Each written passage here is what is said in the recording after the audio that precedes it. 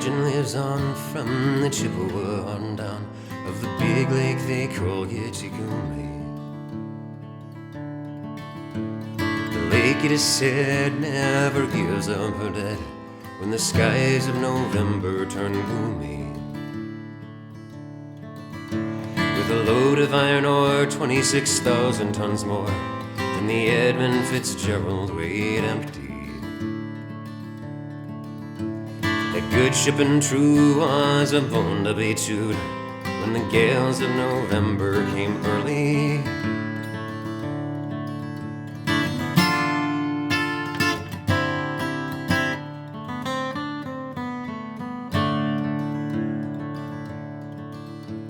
The ship was the pride of the American side, coming back from some mill in Wisconsin.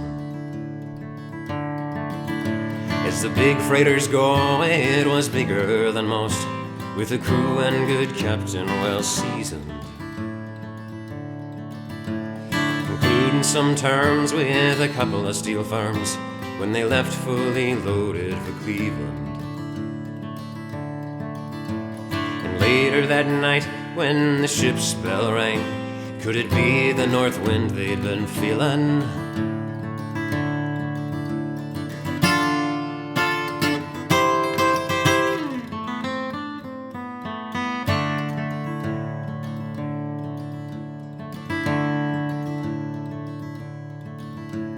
The wind and the wires made a tattletale sound as the waves broke over the railing.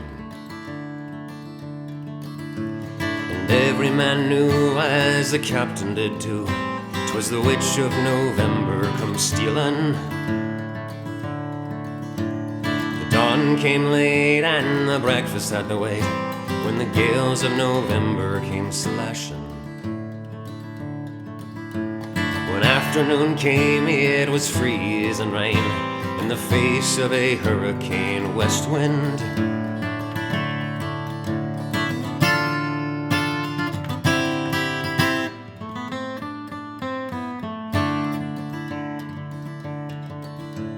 When supper time came, the old cook came on deck, saying, "Fellas, it's too rough to feed you." At 7 p.m. a main hatchway caved in. He said, "Fellas, it's been good to know ya." The captain wired in, he had water coming in, and the good ship and crew was in peril. And later that night, when his lights went out of sight, came the wreck of the Edmund Fitzgerald.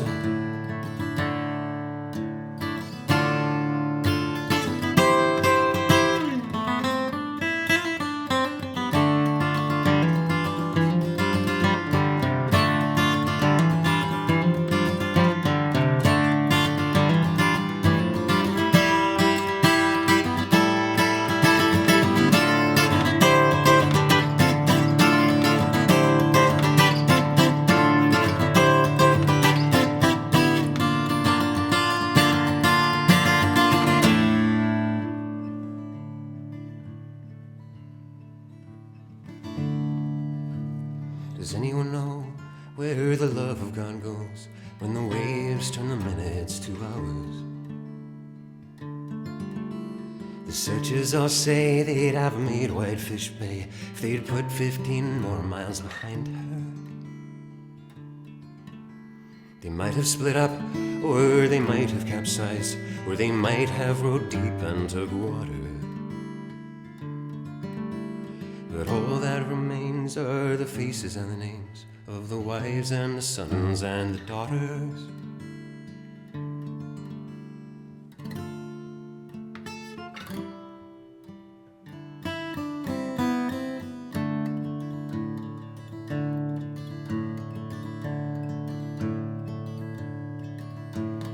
Lake Huron rose, Superior sings in the rooms of her ice-water mansion. Old Michigan steams like a young man's dreams. Her islands and bays are for sportsmen. And farther below Lake Ontario, takes in what Lake Erie can send her. And the iron boats go, as the mariners all know, with the gales of November remembered.